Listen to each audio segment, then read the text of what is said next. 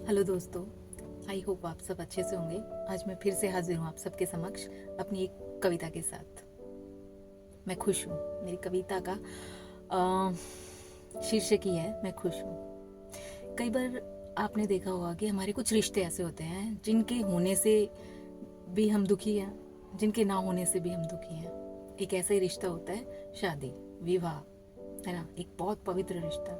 जिन लोगों की शादी नहीं हुई होती है वो इसलिए दुखी है कि उनको लगता है कि किसी ऐसी चीज से वंचित रह गए हैं। जैसे आपने ये कहावत सुनी होगी, शादी के लड्डू, जो खाए वो भी पछताए, जो ना खाए वो भी पछताए, है ना।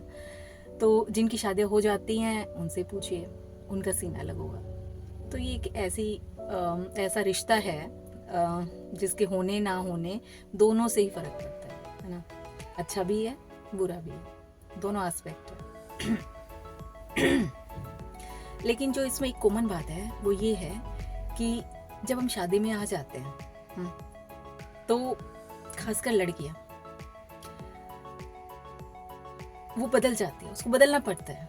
एक परिवार में जाती है तो उसको अपनी सारी जो आदतें हैं वो बदलनी पड़ती है, जो उसकी प्रेफरेंसेस है वो बदलनी पड़ती है। उसको बहुत सारी चीज़ें और भी हो सकता है जो मुझे नहीं पता, आप लोगों को अच्छे से पता होगा, क्योंकि सबकी लाइफ में अलग अलग चीज़ें बदलती हैं, है ना। तो कई बार क्या होता है कि हम इतने नाखुश हो जाते हैं उस रिश्ते से, उसमें रहकर भी हमें कोई खुशी नहीं मिलती और उससे दूर जाने का हम सोच नहीं सकते। हमें लगता है कि नहीं, यही है लाइफ। हमारे पास ऑप्शन, मतलब हम ढूंढने की कोशिश ही नहीं करते। ऑप्शन दूसरा भी हो सकता है कि हम या तो उसी रिश्ते को खूबसूरत बना दे और वो सारे रास्ते बंद हो जाए, तो एक अन्य स्थिति में भी जा सकते हैं, अन्य परिस्थिति में भी।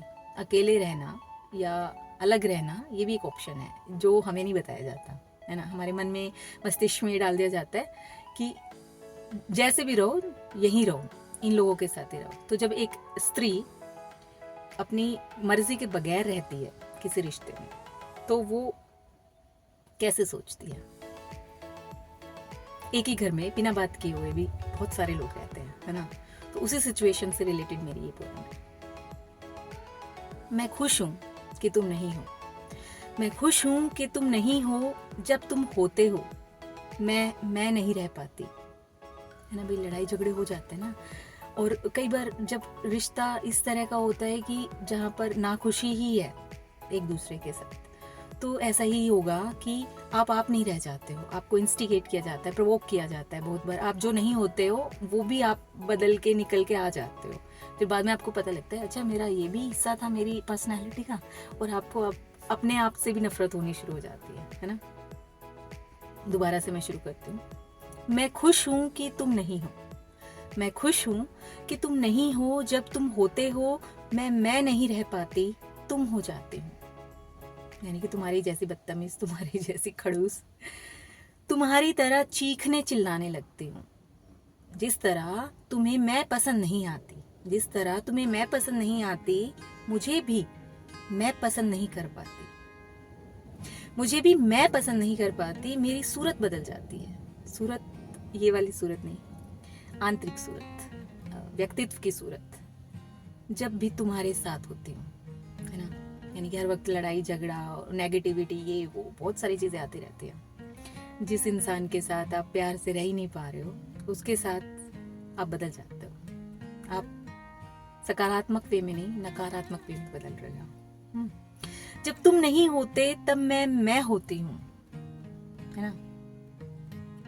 जब हम एकांत में होते हैं तो हमें पता लगता है कि हम क्या है, हमें क्या चाहिए, हम एग्जैक्टली हम अंदर से क्या फील करते हैं। जब तुम नहीं होते तब मैं होती हूँ, शांत और सुंदर, प्रफुल्लित और शानदार, आत्मविश्वास से भरी हुई, आत्मविश्वस्त और दृढ़। मैं खुश हूँ कि तुम नहीं हो।